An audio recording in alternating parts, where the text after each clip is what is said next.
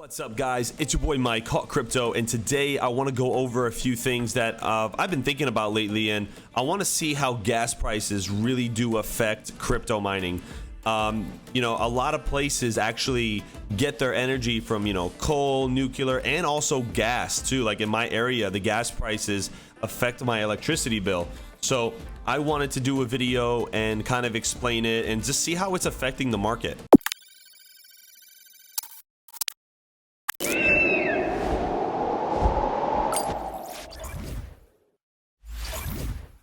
All right, guys, so I found this article on AmericanGeosciences.org, and it actually seems pretty reputable. So let's go through it real quick, and I'll show you exactly like what the percentages are. So in 2017, the three major fossil fuels, petroleum, natural gas, and coal, combined and accounted for about 77.6% of U.S. primary energy production in 2017. Guys, 77.6%. Natural gas is responsible for 31.8% of all powered electricity in the United States. That's a lot. Like, I didn't even think these numbers were that high. Guys, 28%, more than a quarter of all of our electricity in the United States comes from crude oil and natural gas. Insane, but the liquids, right? Because that's the second one down there. Then you got 17.8% of coal. Renewable energy is only 12.7%, and nuclear electric power is only 9.6%. Which, I gotta be honest with you, I thought the nuclear electric power would be a lot higher, but apparently it's not. Obviously, guys, nuclear power is clean. If we're gonna move towards, clean energy, nuclear power and renewables, we gotta boost these numbers, guys. These numbers are really, really low over here. So let's scroll down here and just read a little excerpt from the article. So in the industrial sector, 32% of all energy consumption, including electricity, includes facilities and equipment used for manufacturing, agriculture, mining, and construction. Obviously not crypto mining, guys, real mining, digging in the ground and stuff. The transportation sector, 29% of all energy consumption, including electricity, includes vehicles that transport people or goods such as cars, trucks, buses, motorcycles, trains, aircraft, boats, barges, and ships. 29%. Then you have the residential sector. 20% of all energy consumption, including electricity, consists of homes and apartments. 20%. Amazing. Then you got the commercial sector. 18% of all energy consumption and electricity, right? 18% of what we use in the United States is in the commercial sector. It includes offices, malls, stores, schools, hospitals, hotels, warehouses, restaurants, and places of worship and public assembly. The electric power sector consumes primary energy to generate most of the electricity consumed by the four sectors. So think about that. So now we can see here, like, what uses the most energy in the country, right? And how is it affected? Well, I can tell you this, the industrial sector has got the majority, 32%. That is insane, right? If you guys want to review this article, I'll put the link in the description below, but it's pretty cool. It gives you a diagram here. Let me see if I could scroll in a little bit. So it does break it down for you. So let me see. Okay. So I scrolled in a little bit, guys. If you guys want to see this, take a screenshot, whatever. It's very, very interesting. Very, very interesting. Coal, 14%. Everybody's always on the coal stuff, right? But it's only 14%. It's renewable energy is catching up there, though. I mean, it's almost close to coal. I mean, this has got to be a little bit higher now. I mean, this was 5 years ago. Nuclear power, man, we got to get that nuclear power up, guys. We got to push for it. It's clean. It can power so many people, so many homes, so many businesses, and it's got a very, very low, if not any, carbon footprint on the environment, if that is your concern.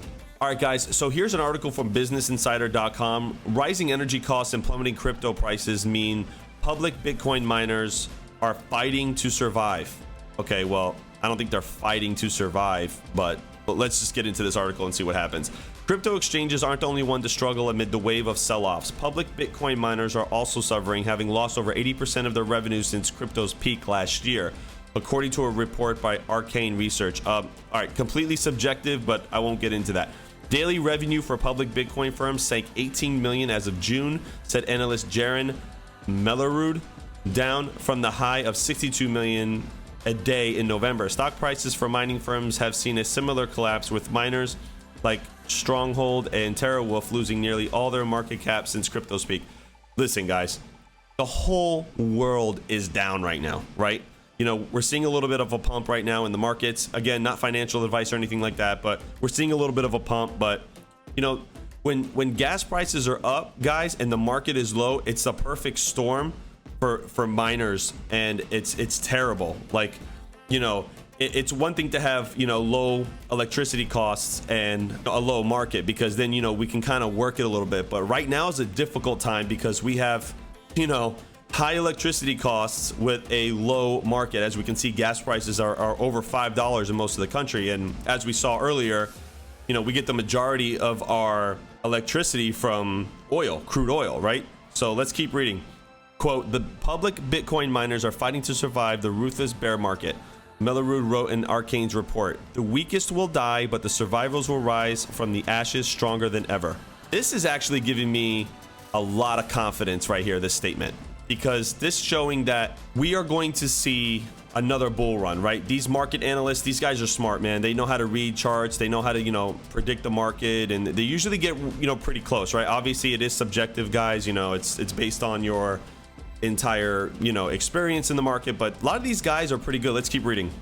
So for one, energy prices have skyrocketed amid Western sanctions against Russia. U.S. natural gas rose. Okay, so let's continue reading. For one, energy prices have skyrocketed amid Western sanctions against Russia. U.S. natural gas rose past $9 per million British thermal units this May. The most expensive gas has been since 2008. Listen, guys, you know, the price of fuel is not controlled by the president. It's not controlled by a government.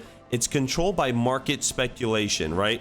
Again, I'm not a financial advisor. I just know this to be common sense. When there's fear or conflict, it's going to raise the prices with everything. It's just the way it is. It's human nature. It's how we are. I mean, remember during COVID, everybody needed toilet paper? I mean, what was that about? Because humans have to feel like they have to, you know, they got to hodl something. They got to take something. They got to, you know, hoard something to feel it. It's human nature. If you guys study that, you would know that. And a lot of this is just fear, right? It says some miners may go either bankrupt or have parts of their assets purchased for cents on the dollar by stronger ones. So we're definitely going to see a lot of Bitcoin mining firms collapse, guys, or, you know, mining firms in general collapse and massive sell-off. So if you're small time like me and, you know, the rest of the community, and when I mean small time, I mean like, you know, under like a petahash. Like, because if you think about it, you know, even 200 gigahash is fairly small compared to the rest of these like giant companies that are running thousands and thousands of GPUs and ASICs, right? So let's just be honest with that for a minute. You know, this might be a good time to buy, especially if they're offloading. Like, you know, the Mining King hit me up the other day and he got like 10 or 12 1660 supers for like about $1,000. Like, that's really cheap, and that's a really good card. It's efficient, you know, like, so, you know, you're gonna find some deals, right? So let's continue on here and see what else we can find. Okay, guys, so I went to the EIA.gov because I want to know what the stats are for nuclear energy in the country, right? So that one site we saw was 9%, right, of all the country's electrical power. So let's take a look at this. What is the status of the U.S. nuclear industry? Electricity generation from commercial nuclear power plants in the United States began in 1958. At the end of 2021, the United States had 93 operating commercial nuclear reactors at 55 nuclear power plants in 28 states. The average age of some of these nuclear reactors is about 40 years old. I'm not sure how I feel about that, honestly. Let's continue. The oldest operating reactor, 9 Mile Point Unit 1 in New York, began commercial operation in December of 1969. The newest reactor to enter service, Watts Bar Unit 2, came online in 2016. The first nuclear reactor to come online since 1996, when the Watts Bar Unit 1 came online. Okay. According to the U.S. Nuclear Regulatory Commission, as of November 2021, there were 23 shutdown commercial power reactors at 19 sites in various stages of decommissioning. So it looks like, by just reading this, guys, that we're shutting down more than we're making. That's not good. I mean, this is clean energy. Why are we shutting these down? Let's continue reading. U.S. nuclear electricity generation capacity peaked in 2012 at about 102,000 megawatts when there were 104 operating nuclear reactors. Wow, that's a lot. At the end of 2021, there were 93 operating reactors with a combined generation capacity of 95,492 megawatts. In 2013 through 2019, annual nuclear generation capacity and electricity generation increased each year, except in 2017, even as the number of operating reactors declined. Let's see this chart here. So we're right about here, right? So it looks like it's going down, right? The capacity is going down because they're decommissioning more than they're creating. I mean, that's just what I'm understanding from this, right? So 28 states have at least one commercial nuclear reactor. That is not enough, guys. Like, yeah, here in Florida, we have 2. Let's see if we can pull this chart up. So these are all the nuclear reactors in the United States. Well, guys, you know, if we look at this, yes, this like, oh man, look at all this radiation, nuclear energy. Guys, it's completely safe if it's maintained the right way. It's clean energy. You know, we need more of these. We should have at least double or triple of these. You know, it's clean energy, right? I mean, everybody's always saying, oh, the electrical grid and all this other stuff. Well, hey, like solar panels are going to give you only so much. Let's get some nuclear power plants going. Okay, you know, we're smart. We can, there's people designing all kinds of stuff for, you know, free energy and all that good stuff. Why can't we get some, let's get some more. Like, I don't know, man. It's just like there's none in this area. Look at this. This is all, this I bet you is all crude oil power. So recent U.S. nuclear construction activity. Okay, here we go. In 2016, the Tennessee Valley Authority, TVA, Watts Bar Unit 2, Tennessee became the first U.S. reactor to come online since 1996. What? See what I'm saying? In February 2012, the U.S. Nuclear Regulatory Commission, NRC, voted to approve Southern Company's application to build and operate two new reactors, units 3 and 4, and its Vogel plant in Georgia. The new Vogel reactors, I don't know if I'm pronouncing that right, are the first new reactors to receive construction approval in more than 30 years. Oh my God, that's almost as long as I've been alive. Man, that's crazy. In March 2012, the NRC voted to approve South Carolina Electric and Gas Company application to build and operate 2 new reactors, Unit 2 and 3, at its Virgil C, summer plant in South Carolina. However, the construction on these reactors stopped in 2017. Why? Guys, you know, it's time to contact politicians to say, listen, man, like we need this. Like we need this. We need to make it safe. We need to make it, you know, beneficial for everybody. Like this is insane to me. But all right, let's move forward to the next article. Okay, guys, so I went to AAA.com and I wanted to see like what the national averages are as of today. Now, like we found out earlier, gas prices and oil prices do affect the power costs for most people, right?